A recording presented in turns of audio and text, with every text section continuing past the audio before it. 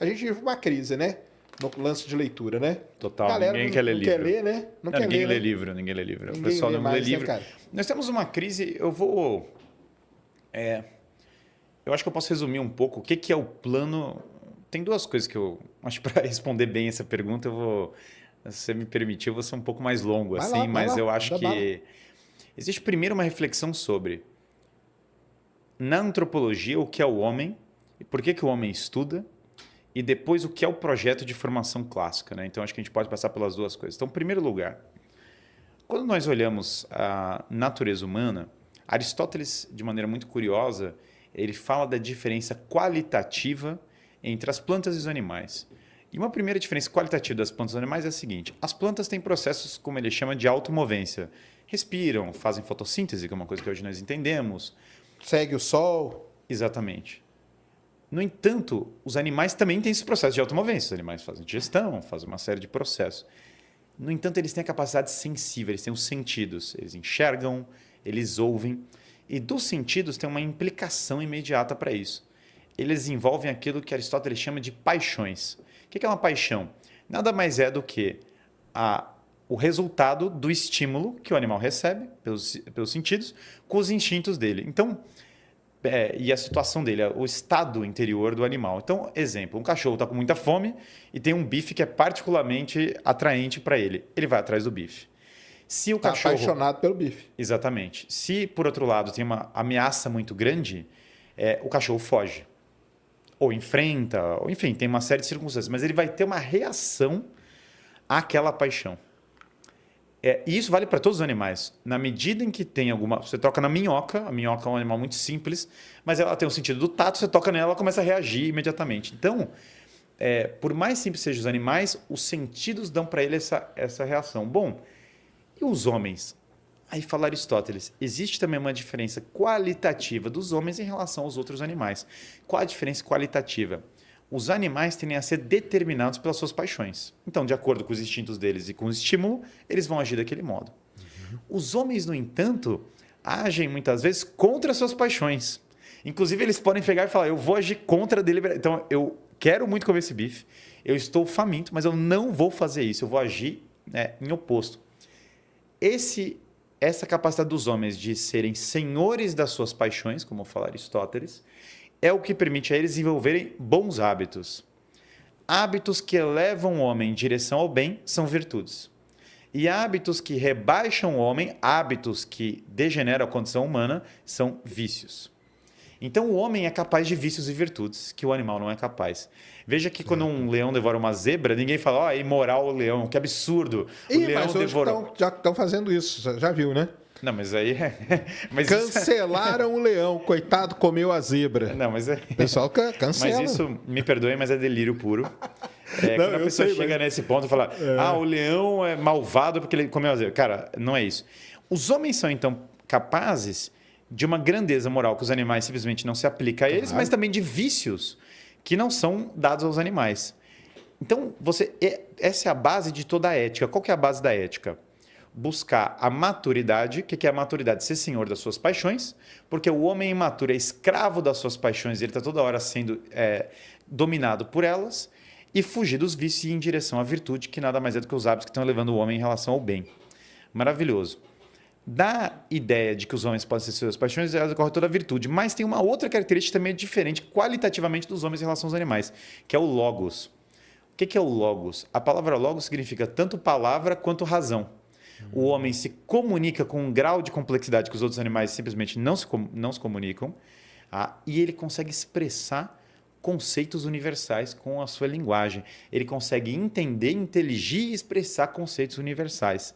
Ou seja, o homem, ele discute coisas que transcendem o seu momento atual, tanto que nós podemos ler livros de 2000 anos atrás e aprender tremendamente com eles, nós conseguimos transmitir para a próxima geração e nós conseguimos contemplar a verdade. Bom, essas duas características são exatamente o que compõem o cerne da educação humana. Melhorar os hábitos em direção à virtude, em direção ao bem e contemplar a verdade em direção à verdade universal. Quando eu educo uma criança, o que eu faço? Melhoro os hábitos dela, indico ela para a verdade. Quando um professor guia o aluno, Platão fala, né? Educação é converter para o bem. Ele direciona, ele tenta inspirar nos alunos os melhores hábitos e mostrar a verdade. Por que alguém deveria acreditar em algo na vida? Porque é verdadeiro. Não tem outro motivo do porquê ninguém deveria acreditar em nada, exceto ser verdadeiro. O belo é quase como uma consequência do verdadeiro, porque na medida que eu busco o bem, existe um elemento encantador no bem, e esse elemento encantador é a beleza. Que não é simplesmente a beleza estética, embora a beleza exterior tenha a ver com proporções geométricas, tá? A medida áurea, a proporção áurea e outras coisas que têm a ver com beleza, mas, em última instância, beleza é o aspecto encantador do bem. Tá bom. Então, olha só, até a comunidade política, ela decorre disso. Por quê? Aristóteles fala, qual que é a base da sociedade? Nós tendemos a pensar nesse mundo pós-iluminista no indivíduo. E, sem dúvida, o indivíduo é uma base essencial. Poxa, nós somos indivíduos, nós agimos como indivíduos. Isso. No entanto, o indivíduo não se reproduz por conta própria. Ele não consegue se perpetuar na história sozinho. Nós podíamos ser amebas, entendeu? Podia sair de mim uma outra figura. No entanto, isso não acontece. Os homens precisam... Isso é cancelável no mundo contemporâneo, mas usualmente, como nas crianças, se junta um homem e uma mulher e eles têm um filho, que é uma... Claro. É simplesmente algo básico. Só que as crianças humanas têm vários animais gregários no mundo. As abelhas têm uma ordem extremamente complexa, maravilhosa ser estudada, os lobos e outros. No entanto, os animais gregários não têm a mesma relação com os filhos que os homens. Por quê? O homem distintamente educa os filhos naquilo que eu falei, nos hábitos e na virtude. Então, a família é a primeira base da sociedade, fala Aristóteles, né? Ela é o começo da comunidade política. Só que uma família sozinha não sobrevive. Então, a família precisa se juntar com outras famílias. E aí a polis vai se formando, a cidade. Certo. A polis tem uma finalidade imediata, que é a sobrevivência.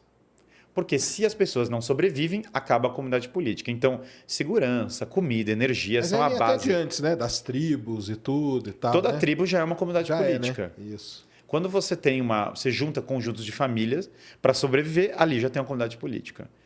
E ela tem uma finalidade última, que essa muitas vezes é negligenciada, que é a realização plena das pessoas, o bem da alma, que é a chamada eudaimonia, que é erroneamente traduzida por felicidade.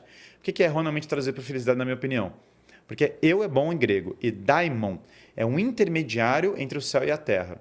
Então, eudaimonia é literalmente boa intermediação entre o céu e a terra. Em outras palavras, é conseguir viver nessa realidade transitória da terra valores eternos. Certo. Essa tensão entre valores eternos e a dinâmica da vida é a busca da plenitude dos homens. E muitas vezes, para o homem ter a realização plena, envolve sacrifício. Por isso que eu não gosto da tradução de eudaimonia para felicidade. Porque, por vezes, é só por meio do sacrifício que você encontra a grandeza de alma, encontra a grandeza da vida. Bom, a comunidade política, então, tem vários tipos de formação política, não vou entrar nisso agora, mas entendam, toda educação humana, a educação humana ela é uma empreitada fundamental da família e da polis. Certo. Porque a polis, a comunidade política, quer que as pessoas se elevem no maior nível, supondo que a comunidade política fosse ordenada.